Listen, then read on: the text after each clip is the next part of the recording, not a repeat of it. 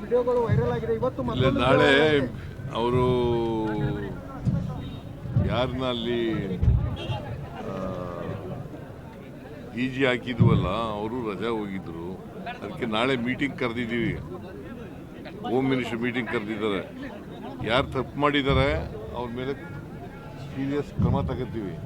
Number 1. Number 2, ಮತ್ತೆ ಇನ್ನು ಮುಂದೆ ಈ ಥರ ಆಗಬಾರ್ದಾಗ ನೋಡ್ಕೋತೀವಿ.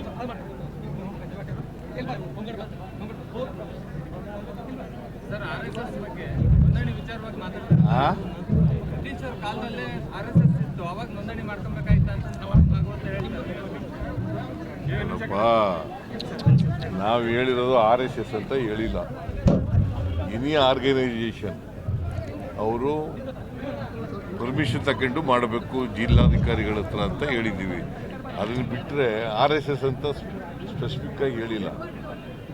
ಅವರು ಭಾವಿಸ್ಕೊಂಡಿದ್ದಾರೆ RSS ಅಂತ. ಎನಿ ಆರ್ಗನೈಸೇಷನ್ ಅಂದ್ರೇನು? ಎಲ್ಲ ಸಂಘ ಸಂಸ್ಥೆಗಳು. ಆಮೇಲೆ ಹೇಳಿ, ಭಾಗವತ್ ಹೇಳಿದಕ್ಕೆಲ್ಲ ನಾವು ಉತ್ತರ ಕೊಡಕ್ಕಾಗಲ್ಲ. ಸಂಸ್ಥೆಗಳು ಟಿಪಿಜೆಡ್ ಚುನಾವಣೆ ಮಾಡ್ತೀರಾ? ಟಿಪಿಜೆಡ್ ಚುನಾವಣೆ ಮಾಡ್ತೀರಾ? ಯಾವುದು? ಜಿಲ್ಲಾ ಪಂಚಾಯತ್ ಎಲೆಕ್ಷನ್ ಮಾಡ್ತೀವಿ. ಯಾವಾಗ ಮಾಡ್ತೀರಾ? ಕೋರ್ಟ್ನಲ್ಲಿ ಇದೆ, ಯಾವಾಗ ಹೇಳ್ತೀರ ಆಗ ಮಾಡ್ತೀವಿ. ಸಕ್ಕರೆ ಕಾರ್ಖಾನೆ ಮಾಲೀಕರು ನೀವು ಹೇಳಿದಂತೆ 50 ರೂಪಾಯಿ ಕೂಡ ವಿರೋಧ ಮಾಡ್ತಾ ಇದ್ದಾರೆ. ಸಕ್ಕರೆ ಕಾರ್ಖಾನೆ ಮಾಲೀಕರು ಅವ್ರ ಎದುರುಗಡೆನೆ ತೀರ್ಮಾನ ಮಾಡಿರೋದು.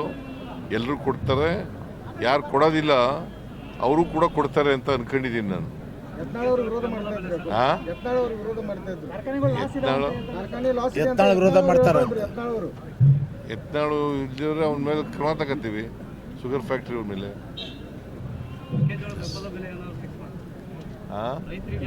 ಬೆಂಬಲ ಬೆಲೆ ನಿಗದಿ ಮಾಡೋರು ಯಾರು? ಕೇಂದ್ರ ಸರ್ಕಾರ ಅಲ್ವಾ?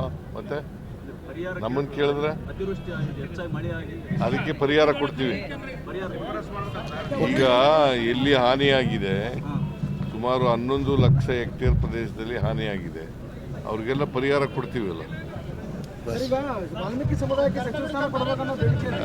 ವಾಲ್ಮೀಕಿ ಸಮುದಾಯಕ್ಕೆ ಸಚಿವ ಸ್ಥಾನ ಕೊಡಬೇಕು. ಮಾಡ್ತೀವಿ. ಸಂಪುಟ ವಿಸ್ತರಣೆ ಯಾವಾಗ ಸರ್?